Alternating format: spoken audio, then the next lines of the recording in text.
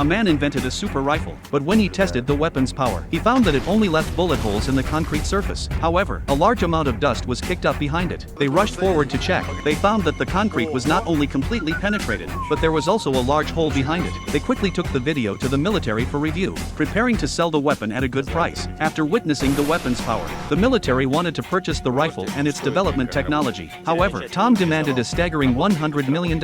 Upon hearing this, Paul immediately agreed, stating that he would have the funds ready by noon the next day. Soon it was time for the transaction the next day. At this point, Tom still believed he would make a substantial profit. When Tom arrived at the transaction location, he discovered that the other party had not only failed to bring the money, but also brandished the weapon to threaten him into handing over the goods. Tom had no choice but to call his friends over and handed over the weapon and documents to Paul. However, Tom had already made thorough preparations. Soon, Tom arrived at the rooftop with his friends, where they had set up a signal booster and aimed at Paul's vehicle. It turned out that Tom had installed a locator on the weapon in advance, allowing him to monitor Paul's movements through surveillance. As the vehicle entered the range, Tom quickly pulled out the second-generation super rifle. Although the weapon looked like a toy water gun, its power and range far exceeded the first generation. Before the people inside the car could react, Tom pulled the trigger. The next second, the vehicle was instantly severed in half. Seeing this, Tom fired another shot. Soon, the vehicle burst into flames. With a loud explosion, Paul and the weapon data were reduced to ashes. Thus, Tom successfully completed his revenge.